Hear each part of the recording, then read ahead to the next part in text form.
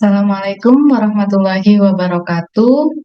Perkenalkan, nama saya Kerianti dari jurusan Teknik Kimia Politeknik Negeri Bandung dengan home base program studi Diploma 3 Teknik Kimia atau Prodi D3 Teknik Kimia.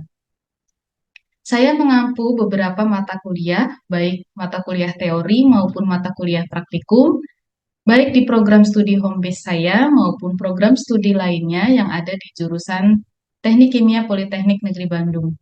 Untuk mata kuliah teori, saya mengajar beberapa mata kuliah, yaitu neraca massa, neraca energi, perlakuan mekanik, bioproses, dan juga termodinamika. Untuk mata kuliah praktikum, saya mengampu beberapa mata kuliah di 3 program studi, yaitu Laboratorium Teknik Kimia 1 atau Labtek 1, kemudian Labtek 2, Praktikum Sintesis Organik Anorganik, Praktikum Bioproses, Praktikum Pengendalian Korosi, Praktikum Mikrobiologi Analitik, Praktikum Bioteknologi, dan juga Praktikum Sintesis Organik dan Anorganik. Baik, dalam video ini saya akan menyampaikan pernyataan diri dosen dalam unjuk kerja Tridharma Perguruan Tinggi, khususnya dalam bidang pengajaran, sebagai salah satu persyaratan sertifikasi dosen. Melalui video ini, saya akan menyampaikan salah satu mata kuliah yang saya ampu, yaitu mata kuliah praktikum Laboratorium Teknik Kimia 2 atau Labtek 2. Mata kuliah Laboratorium Teknik Kimia 2 ini merupakan mata kuliah wajib yang diambil oleh mahasiswa program studi D3 Teknik Kimia dan juga D4 Teknik Kimia Produksi Bersih pada semester 4. Mata kuliah ini memiliki bobot 2 SKS, di mana dalam pelaksanaannya dilakukan dalam 6 jam pembelajaran. Mata kuliah ini merupakan mata kuliah praktikum yang bertujuan memberikan kemampuan pengoperasian peralatan industri di bidang proses teknik kimia kepada mahasiswa. Jadi, mata kuliah ini merupakan bentuk pendalaman dari fenomena fisik dari konsep yang diperoleh pada perkuliahan teori, yaitu operasi teknik kimia 2.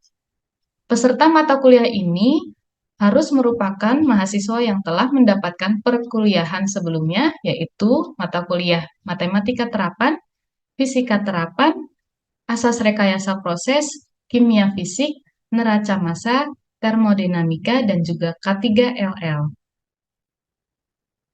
Adapun kemampuan yang diharapkan dari mata kuliah Laboratorium Teknik Kimia 2 ini terdiri dari 5.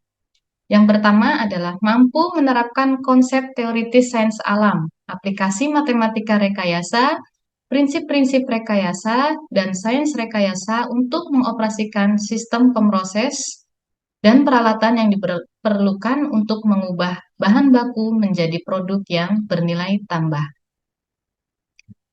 Kemampuan yang kedua yaitu mampu melaksanakan budaya kerja dengan mengutamakan keselamatan, kesehatan kerja dan lingkungan atau K3L secara mandiri dan berkelompok, teknik menyampaikan ide, serta kode etik dan standar kerja.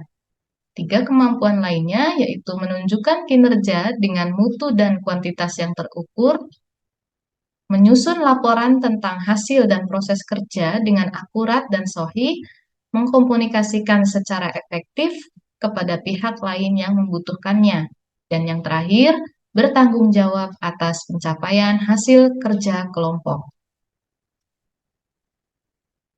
Materi pembelajaran dari kuliah Laboratorium Teknik Kimia 2 yaitu topik yang dipelajari meliputi proses-proses baik secara batch dan atau kontinu yang melibatkan beberapa proses berikut. Yang pertama yaitu perpindahan panas dan juga massa secara simultan, kemudian perpindahan panas pada peralatan penukar panas, kemudian pemisahan padat dan cair, lalu pemisahan cair-cair, pencampuran atau mixing, dan terakhir adalah fluidisasi. Perkuliahan ini akan dilaksanakan selama 16 minggu pertemuan, di mana 2 pertemuan adalah ujian atau evaluasi dan pembicaraan hasil praktikum, yaitu di pekan UTS dan pekan UAS. Untuk modul-modulnya sendiri terdiri dari 8 modul, di mana sebelum memasuki modul praktikum, 2 minggu pertemuan awal mahasiswa akan diberikan briefing tata tertib praktikum, Kemudian briefing dan perkenalan alat per modul praktikum.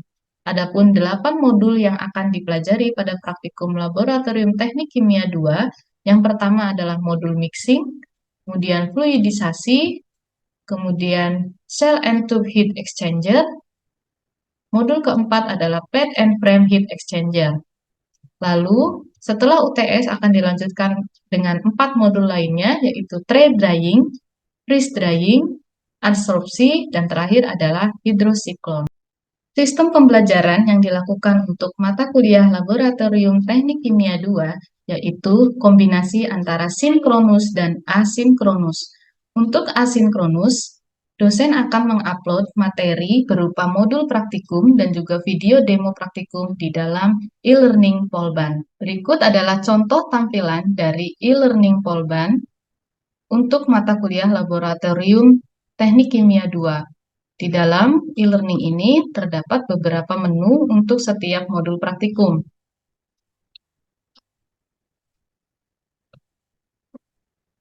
Untuk setiap modul praktikum, di dalamnya terdapat modul praktikum, video pembelajaran, kemudian assignment berupa tes awal, dan juga laporan untuk mengunggah laporan praktikum mahasiswa.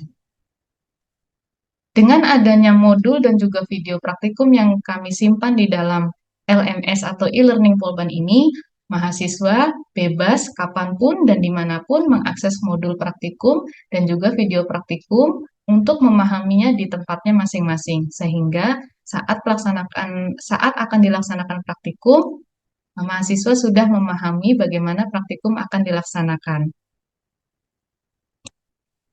Di dalam e-learning Polban ini juga terdapat assignment untuk melakukan tes awal dan juga untuk pengumpulan laporan praktikum. Selain menggunakan e-learning Polban, metode selanjutnya yaitu digunakan tatap muka secara luring, yaitu untuk melakukan percobaan praktikum, di mana mahasiswa akan datang ke laboratorium untuk melakukan pengambilan data dan juga pengolahan data. Pada pelaksanaan secara tatap muka, dilakukan ada beberapa bentuk pembelajaran, yaitu ceramah, yaitu dilakukan oleh dosen memberikan briefing praktikum, meliputi sedikit dasar teori yang mencakup modul praktikum yang akan dilaksanakan. Kemudian dilakukan bentuk pembelajaran berupa demonstrasi, yaitu mahasiswa melakukan percobaan dan juga pengambilan data. Kemudian ada metode diskusi. Bentuk pembelajaran diskusi ini baik dalam pelaksanaan praktikum, mahasiswa langsung berinteraksi dengan dosen melakukan tanya jawab dalam pelaksanaan praktikum ataupun dalam pembahasan data di saat praktikum sedang dilaksanakan. Berikut adalah komponen penilaian dari mata kuliah Praktikum Laboratorium Teknik Kimia 2. Yang pertama adalah jurnal praktikum yang dilakukan oleh mahasiswa sebelum pelaksanaan praktikum dimulai, sehingga mahasiswa menyerahkan jurnal praktikum di hari H praktikum. Bobot nilai untuk jurnal praktikum yaitu 10%. Kemudian, komponen penilaian berikutnya yaitu pretest atau tes awal dengan bobot 10% yang dilakukan oleh dosen melalui e-learning, tertulis, atau melalui lisan di laboratorium. Kemudian, bobot terbesar yaitu praktikum dengan bobot 40%. Nanti akan ditayangkan bagaimana kriteria penilaian dari praktikum tersebut. Selanjutnya yaitu laporan praktikum sebesar 20%. Dan yang terakhir adalah ujian praktikum sebesar 20%. Untuk kriteria penilaian laporan praktikum meliputi sangat baik, baik, cukup, dan juga kurang. Dengan beberapa kriteria penilaian sebagai berikut. Berikut adalah contoh rubrik penilaian untuk pelaksanaan praktikum mahasiswa. Skala poin itu mulai dari 0 hingga poin 4 dengan deskripsi rubrik penilaian masing-masing. Dari poin 4 yang artinya sangat memuaskan hingga poin yang ke-0 artinya tidak dipertunjukkan keterampilan, di mana poin 0 dan 4 tersebut akan dimasukkan ke dalam checklist penilaian keterampilan praktikum oleh masing-masing dosen sebagai berikut. Berikut adalah butir-butir yang dinilai saat pelaksanaan praktikum meliputi sikap, proses pelaksanaan praktikum, kemudian produk praktikum. Baik, berikutnya saya akan menampilkan cuplikan dari video bagaimana pelaksanaan perkuliahan dari mata kuliah praktikum Laboratorium Teknik Kimia 2. Praktikum ini yang akan ditayangkan yaitu modul fluidisasi. Selamat menyaksikan. Oke, Assalamualaikum warahmatullahi wabarakatuh. Waalaikumsalam warahmatullahi wabarakatuh. Selamat siang semuanya, ini kelas 2A ya? Dari kelompok 2 ya, betul ya? Memang ada 3 orang ini? Iya, Bu. Oke. Jadi hari ini kita akan praktikum Labtek 2. Modul apa yang sama saya? Fluidisasi. Oke ya, jadi seperti biasa kita sebelum melakukan praktikum itu kita akan briefing dulu bagaimana praktikum ini akan dilaksanakan. Tapi sebelum briefing saya pengen tahu kemampuan dasar kalian, yaitu pretest dulu ya. Setelah pretest nanti kita lakukan briefing dan juga nanti ada penayangan video demo ya, demo untuk melakukan percobaannya seperti apa. Lalu terakhir nanti kita akan ke atas ke lab untuk melakukan percobaan dan pengambilan data. Setelah itu kita akan membahas hasil data percobaannya. Begitu ya kurang lebih ya. Nah, untuk itu sekarang kita siapkan dulu untuk pretestnya. Seperti biasa dengan saya pretest akan dilakukan melalui e-learning. Coba dibuka silakan semuanya di HP ya. E-learningnya bisa dapat diakses semuanya? Bisa, Bu. Bisa, oke. Nah, jadi di sini ada 3 pertanyaan ya. Tidak usah kalian jawab panjang-panjang, singkat saja. Waktunya sekitar 10 menit, dimulai dari sekarang.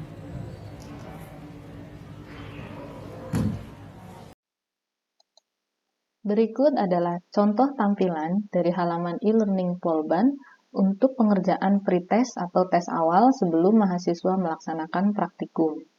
Jadi, mahasiswa akan mengakses e-learning Polban ini melalui gadget masing-masing, bisa berupa HP ataupun laptop, kemudian menuju ke halaman dari kurs mata kuliahnya, seperti contoh di sini adalah Laboratorium Teknik Kimia 2, kemudian pengerjaan tes awal disesuaikan dengan kelasnya masing-masing, misalnya di sini. Nah, misalnya ini kita akan masuk ke halaman pretest, di sini ada deskripsi atau petunjuk dari pengerjaan soalnya oleh dosen pengampu masing-masing. Kemudian mahasiswa akan klik mengerjakan kuis. Nah, di sini akan tertera waktu pengerjaan yaitu 10 menit. Kemudian ada 3 soal di sini. Mahasiswa bisa langsung mengisikan jawabannya di halaman yang disediakan. Jika sudah selesai, bisa ke soal selanjutnya.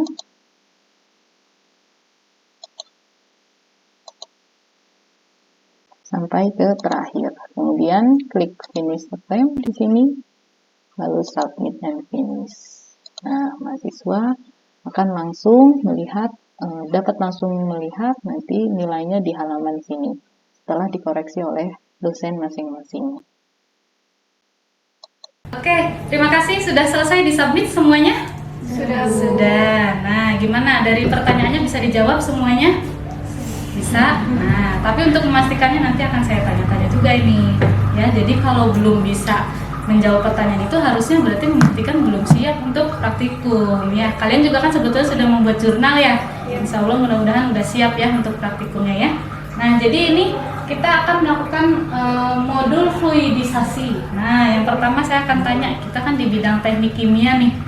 Sebetulnya percobaan fluidisasi kalau nyatanya itu di industri, aplikasinya itu untuk di mana? Ada yang mau menjawab? Silakan. Ya, Anggi, silakan. Biasanya itu di industri petrokimia. Petrokimia. Oke, betul ya yang lain? Betul. Ada lagi yang mau menambahkan selain di petrokimia barangkali di mana lagi fluidisasi? Untuk recovery emas dari bijinya, Bu. Emas dari bijinya. Iya, betul. Itu contoh-contoh dari fluidisasi. Oke, barangkali ada yang tahu pengertian dari fluidisasi itu apa? Ya, silakan. Jadi fluidisasi itu seperti partikel padatan yang difluidkan. Jadi si partikel itu si Betul, gimana yang lain? Betul? Betul, jadi saya koreksi sedikit ya, dilengkapi ya. Jadi fluidisasi itu adalah kita punya partikel padatan, kita alirkan fluida. Nah, fluida yang kalian tahu ada apa aja? Ada fluida air, ada gas atau udara. Nah, dengan dialirkannya si fluida padatan itu, si padatan itu dengan fluida air atau udara, maka dia bisa dialirkan seperti kita mengalirkan udara atau mengalirkan air. Biasanya kalau di industri itu akan memudahkan ditransportasikan, atau bisa jadi ada suatu tadi ya seperti di petrokimia atau tadi pengambilan logam, itu dia akan dikontakkan tuh antara si katalis ya dengan si reaktannya. Nah, itu akan memudahkan proses fluidisasi itu ya, begitu. Jadi jangan sampai kita akan melakukan percobaan praktikum tapi nggak tahu nih tujuannya di aplikasi di industri seperti apa, begitu ya. Nah, untuk percobaannya sendiri tujuannya ada 4 ya. Dan 4 yang pertama kita akan membuat kurva karakteristik fluidisasi. Nanti akan kita lihat kurva karakteristik seperti apa. Yang kedua adalah menentukan rapat massa butiran padat. Kita akan variasikan butiran padatnya ada beberapa jenis. Nah, karena salah satu yang mempengaruhi dari karakteristik fluidisasi itu adalah rapat massa, maka nanti kalian akan mencoba mengukur rapat massa dari masing-masing partikel padatannya. Setelah itu nomor 3, nah ini utamanya nih parameternya yang akan kita hitung adalah harga kecepatan aliran minimum atau UMF ya. Nah, UMF ini didapatnya dari mana? Dari kurva karakteristik fluidisasi. Nah, baru terakhir karena kita tadi memvariasikan ukuran partikelnya dan juga jenisnya, maka kita pengen mengetahui pengaruh ukuran partikel dan juga tinggi unggunnya terhadap nilai kecepatan aliran minimum fluidisasi. Kira-kira kebayang ya, selesai praktikum itu hari ini, kalian semua harus udah kebayang bisa menjawab 4 tujuan ini. Siap ya? Nah, ini ya. Kita dapat melihat kolom yang digunakan untuk fluidisasi dengan fluida udara, krotometer, serta manometer. Ini ya, nanti rangkaian alatnya seperti ini. Yaitu lepaskan kolom dari rangkaian alat dengan cara seperti yang disajikan pada video.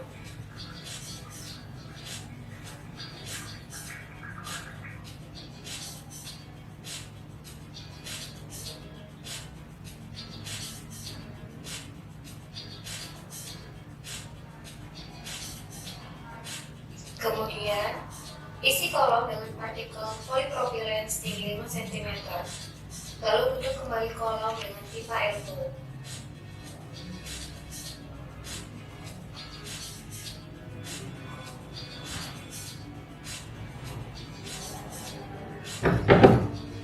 Oke, itu tadi ya video demo dari percobaan fluidisasi yang akan dilakukan. Barangkali ada yang ditanyakan dulu? Udah jelas videonya? Kalau untuk variasinya itu sama kayak di modul atau di 3 atau gimana? Oh iya. Oke, jadi tadi di video itu semua partikel itu dilakukan ya. Ada partikel polipropilen, ada resin penukar ion, dan juga ada manik-manik. Nah, itu nanti kita akan coba di percobaan kita cukup 2 saja. Tapi akan dilakukan untuk di fluida air dan juga fluida udara. Dari masing-masing polipropilen dan juga manik-manik itu percobaannya kita variasikan laju alirnya dan juga ketinggian awal dari unggunnya. Terima kasih. Ayo kita ke atas.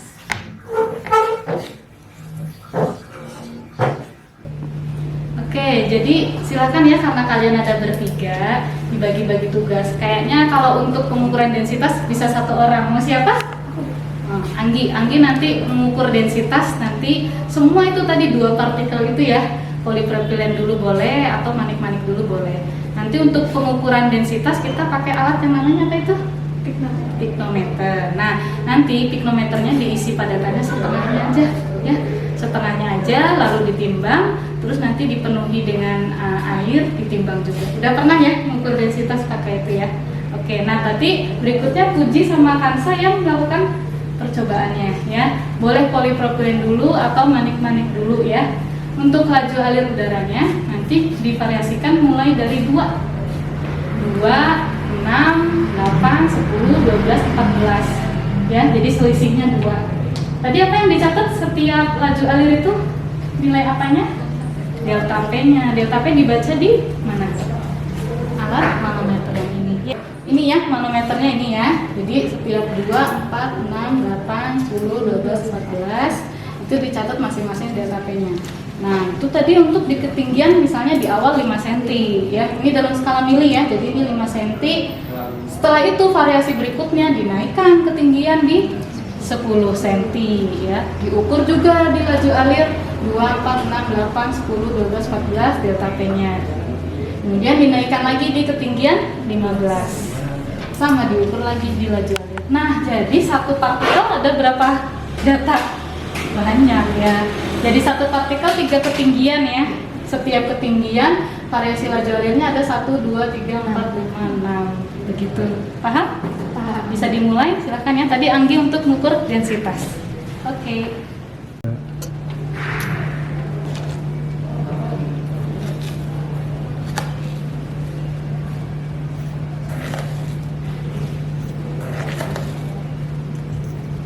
Setengahnya Bu. Ya, cukup setengah aja. Nanti timbangannya di sebelah sana ya. Oke.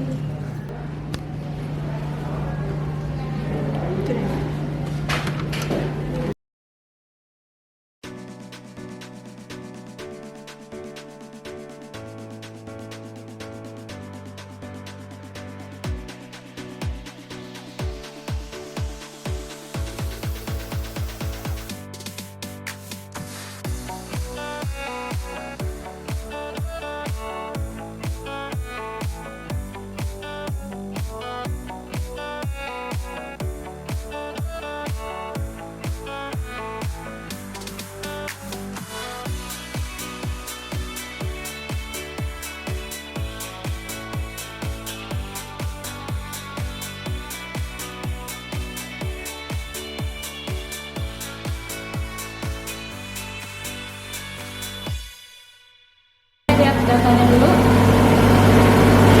Lihat ya. Jadi untuk polipropilen di nanti dilengkapi di ketinggian awalnya kita tadi tadinya 2,5 nah ini kalau 35 38 itu konstan terus. Berarti mulai dari 3,8 ini sudah merupakan laju alir yang minimum. Oke, kita dilanjutkan ke ketinggian berikutnya.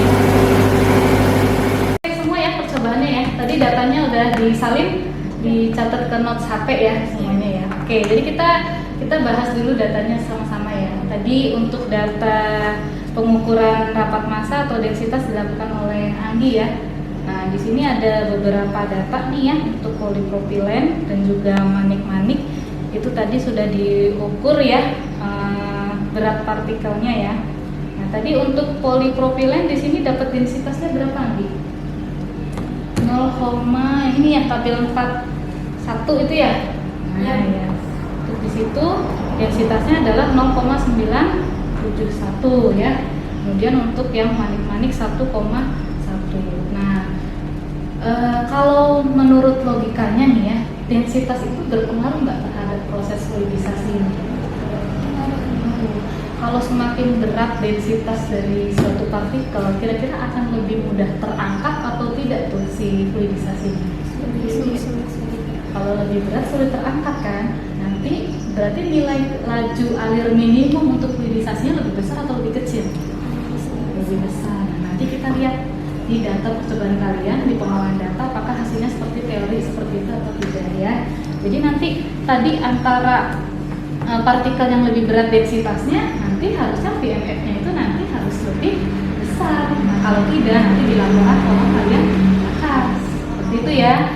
Jadi kenapa perlu dilakukan rapat massa? Karena nanti di pembahasan kalian akan mengaitkan nilai laju alir minimum fluidisasi itu dengan densitas salah satunya ya. Seperti di dalam sini kan ada juga rumus ya untuk perhitungan VMF itu. Nah, rumus itu salah satunya dipengaruhi juga oleh densitas ya. Berikutnya untuk data percobaan fluidisasinya yang tadi ya. Jadi kalau kita hubungkan dengan kurva karakteristik tadi ya, misalnya di kurva yang pertama yang ini ya. Nah, ini jika laju alir dari fluidanya tadi itu kita tingkatkan, maka ini nilai delta P ternyata meningkat terus ya tadi ya, sampai ada titik yang setelah kita tingkatkan terus pun udah mulai konstan. Nah, nanti kalian tarik ke bawah, dari titik ini tarik ke bawah, ini adalah nilai VMF-nya. Seperti itu nanti di laporan pembahasannya ya. Jadi untuk VMF-nya itu karena nanti kurvanya diminta dalam log, nanti kalian buat anti log dulu. Begitu.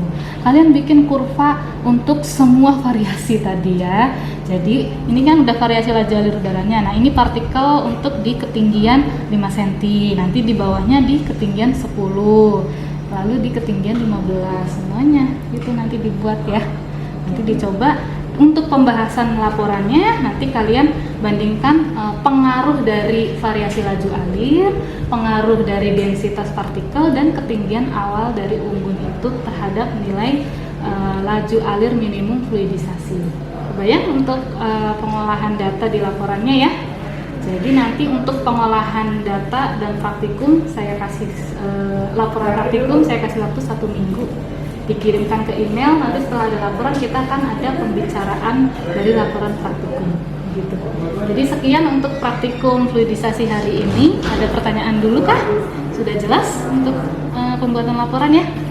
Oke, sampai ketemu lagi di praktikum modul lainnya. Assalamualaikum warahmatullahi wabarakatuh.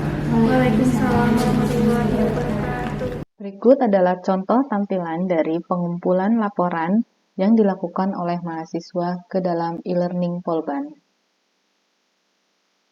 Misalnya untuk praktikum modul fluidisasi di sini untuk kelas 2B, dosen dapat mengakses di halaman pengumpulan laporan sini.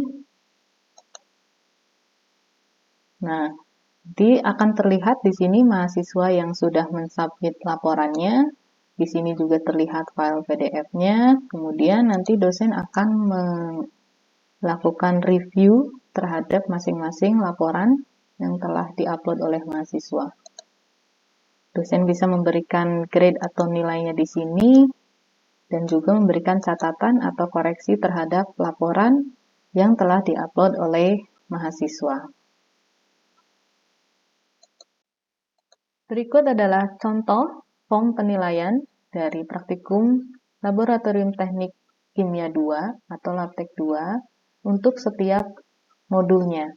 Contoh di sini adalah untuk modul fluidisasi, maka untuk setiap komponen penilaian yang telah saya sebutkan sebelumnya, di sini direkap untuk masing-masing nilainya, kemudian setiap modul ada nilai akhir dari modulnya, yaitu jurnal 10%, pretest 10%, praktikum sebesar 40%, serta laporan dan ujian masing-masing 20%.